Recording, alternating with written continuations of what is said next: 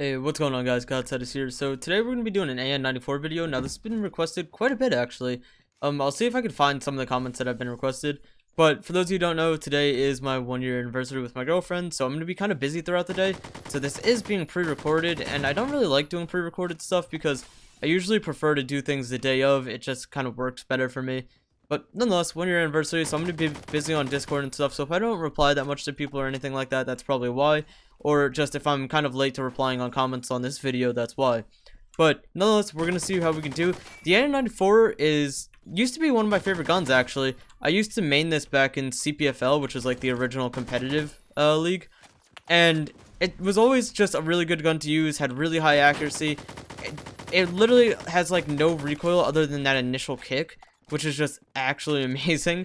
And so it's a really good gun for newer players to use, and I fell in love with it early on. And I think I used this in my first ever competitive match, which was really fun.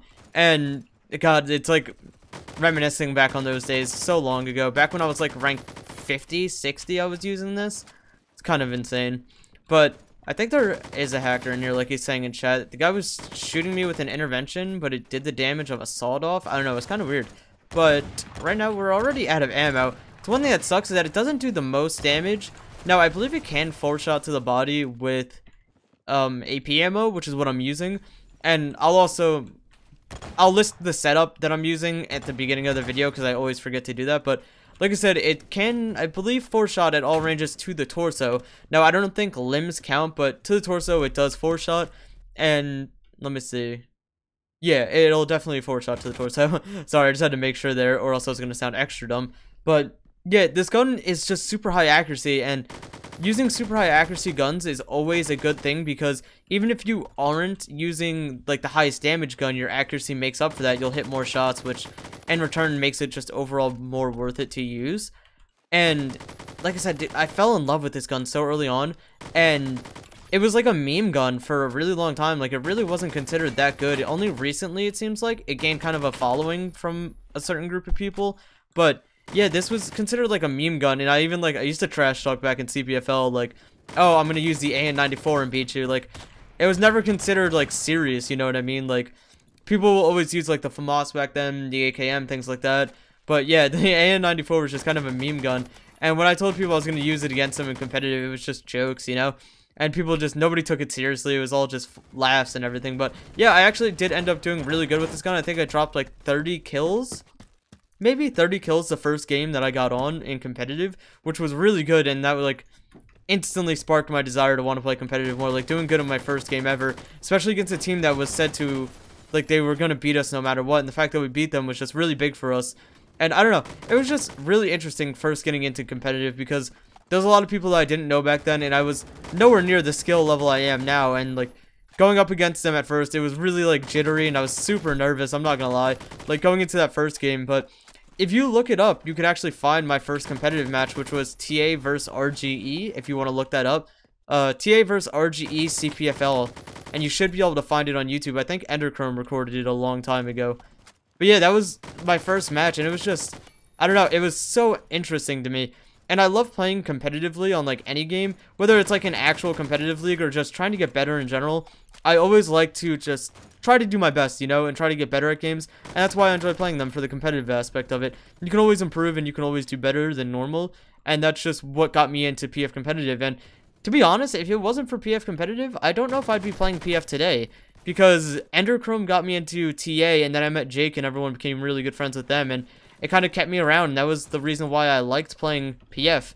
And that was the reason why I stayed with PF for so long, was because I met a huge group of friends, and I just constantly played with them. And it was a really good community, whether, like, as toxic as you want to call CPFL and everything, it was constantly pretty active, and everyone just, it was an enjoyable place to play. And if you wanted the competitive aspect of the game, that's where you found it.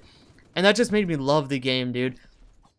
And, just getting into that initial like group of friends and everything, everyone took me in, and it was kind of funny because when I first joined competitive, I never really talked to anyone. Like, you can ask the people back on TA, like Jake, Enderchrome,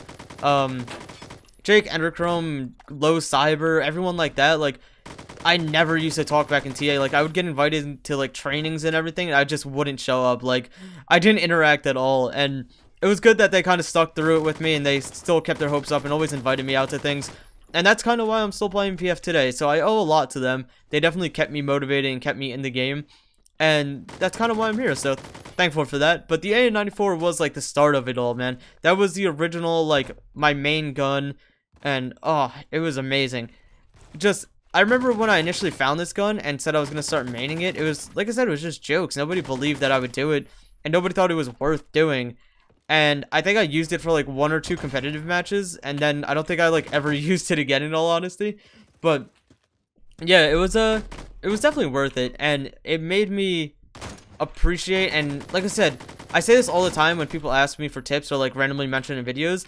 Use a more accurate gun when you're first getting started, because this was made, like, this gun alone made transitioning into PF so much smoother, because when you have an accurate gun, you don't have to worry too much. And like I said, you learn the mechanics of the game, you learn movement and the fundamentals and everything. And oh man, the AN-94 is where it all started for me. And this was one of my first guns that I ever made. Like I said, I originally used to use the Scar L and the SKS, believe it or not. But the AN-94, dude, it's so nostalgic whenever I use it, because I don't use it that often. And whenever I do, it's just, I don't know, it reminds me of the old days. Back when, like, I used to grind PF, and like every single day I would come home from like college and stuff, and I would constantly be in calls with all my friends. Or that summer when I joined like the PF competitive scene before I started college, like I would wake up every day and we would just grind all day together, man. It was just so enjoyable. And like, honestly, getting a good community of friends on a new game that you join is the best thing you could do.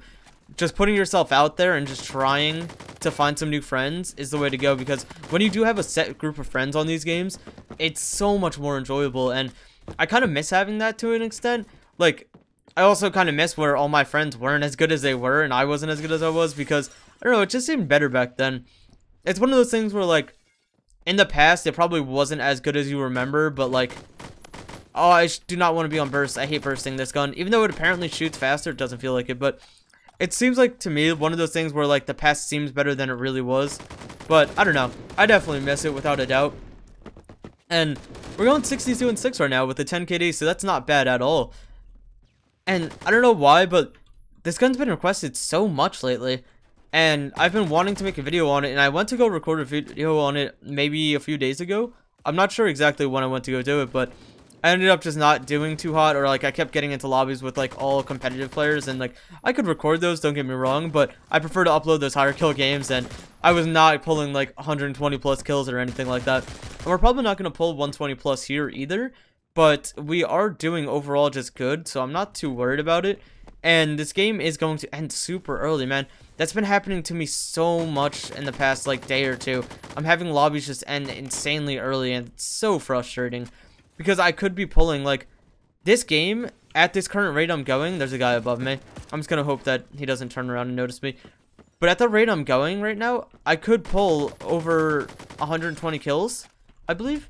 I'd have to hit tab here in a second, but I know they're, like, right under me, and this gun is not that strong CQC. Especially against a shotgun. Oh my, thank God he hit markered me. Is that guy going to go up? Bro, that initial kick, I don't even know what it is. It's like, it's not ever timed the same, so you never know when that kick is actually going to happen, which is so annoying, I'm not going to lie. That's the one thing I don't like about this gun, is that random recoil kick. It can happen just once, it can happen multiple times, it can just not happen at all, and you never know how it's going to work. I feel like the coding's kind of messed up on that, but I can't really prove that or anything. Voice crack included, oh my. But yeah, we're doing good, and like, at this rate, we could pull 120 plus kill game, but sadly the game isn't gonna last that long. We spawn trapped them so badly. Like, Crane Sight has always been terrible with their spawns, and sadly I don't think there's really ever gonna be a way to fix that, just with how the map is designed. It's kind of an uphill battle no matter what if you're on Phantom side, and when you're fighting an uphill battle, it just isn't easy, and you're almost bound to lose, especially when all of your uphills are just head glitches beyond belief. There's not really much you could do there. So I feel kind of bad. I really wish they would change like the overall layout, or just take the general theme of it and just make it into a new map, because it's been broken for so long. Like, the original Crane Sight was broken, Crane Sight Revamp was even worse, and then like these other new Crane Sights that they've made over like the past year or two, just always been bad. When 79 and 10, is this recording even long enough?